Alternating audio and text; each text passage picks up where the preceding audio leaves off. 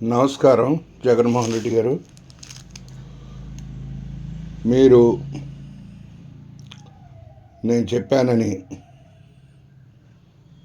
మీరేమనుకోవద్దు. ఇప్పటివరకే మీరు ఎట్లా నడిపారో ఏమో, మీరు నడిపారో పార్టీని. ఇప్పుడు మట్టుకి ఇప్పటి నుంచి చాలా జాగ్రత్తగా నడపాలి. మీరు నా మాట విని పెద్దాడిగా చెప్తున్నాను నేను. మీరు ఒక పోలిట్ బ్యూరో సభ్యులుగా మీరు వేసుకోవాలి. మీతో ఒక 9 మందిని వేసుకొని రాజకీయంగా అనుభవం ఉన్నవాళ్ళని. ఎవరినంటే పెద్దిరెడ్డి రామచంద్రారెడ్డి గారిని, కాకాని గోవర్ధన్ రెడ్డి గారిని, ధర్మాన ప్రసాదరావు గారిని, పిల్లి సుభాష్ చంద్రబోస్ గారిని, బొత్స సత్యనారాయణ గారిని, సజ్జల రామకృష్ణారెడ్డి గారిని, వైవి సుబ్బారెడ్డి గారిని, శ్రీకాంత్ రెడ్డి గారిని, వీళ్ళని వేసుకొని మీరు పోలిట్ బ్యూరో సభ్యులుగా, మీ రాజకీయ సలహాదారులుగా వీళ్ళని మీరు ఇప్పటి నుంచి వీళ్ళని మీ పక్కన ఉంచుకొని, మీరు ఏ సమస్య వచ్చినా వీళ్ళతో చర్చించి, వీళ్ళు రాజకీయంగా అనుభవం ఉన్నవాళ్ళు.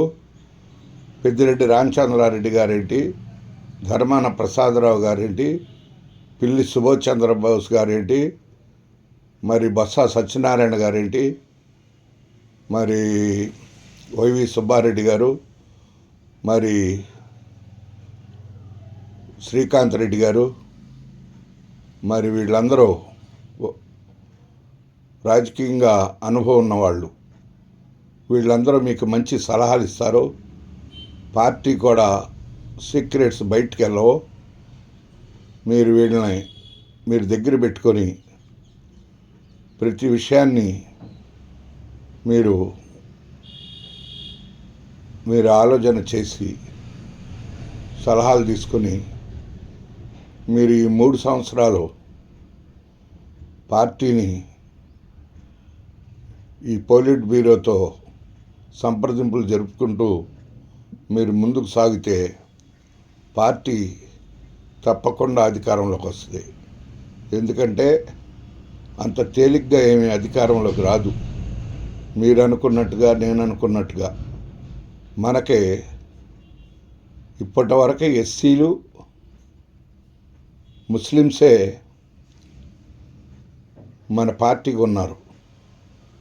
కానీ బీసీలు ఇంకా ఎక్కువ పర్సెంట్ మనకు లేరు. మరి ఇంకా కౌంట్లు కానీ బ్రాహ్మిన్స్ కానీ వాళ్ళు కూడా పార్టీకి కొద్దిగా దూరంగానే ఉన్నారు. మరి బీసీలని మనం పార్టీకి దగ్గర చేసుకోవాలి. మరి నాయుడిని కూడా మన పార్టీకి లాక్కోవాల్సిన అవసరం ఉంది. మరి ఇవన్నీ చేసుకోవాలంటే ఈ సీనియర్లతో మన పోలిట్ బ్యూరో కమిటీగా మీరు వేసుకొని, ఇంకా మీకు ఎవరన్నా సొంత మనుషులు ఉంటే మీరు అంతర్గతంగా మీరు ఆలోచన చేసుకోండి. వీళ్ళని తప్పకుండా మీరు వేసుకొని పోలిట్ బ్యూరోగా మీరు వేసుకొని పార్టీలో మీరు సంప్రదింపులు చేసుకొని పార్టీకి ముందుకు తీసుకెళ్ళి మీ పార్టీకి అధికారంలోకి తీసుకొస్తారని నేను ఆశిస్తున్నాను. నాకు తోచిన ఆలోచన నేను ఇస్తున్నాను. అది మంచిదైతే తీసుకోండి, అది మీకు పనికి రాకపోతే వదిలేయండి. అంతేగాని నన్ను తప్పు పట్టమాకండి. నేను పార్టీ శ్రేయోభిలాషిగా, నేను పార్టీ మంచి కోరి నేను చెప్తున్నాను అంతే. అంతేగాని నేను వేరే ఉద్దేశంతో చెప్పట్లేదు.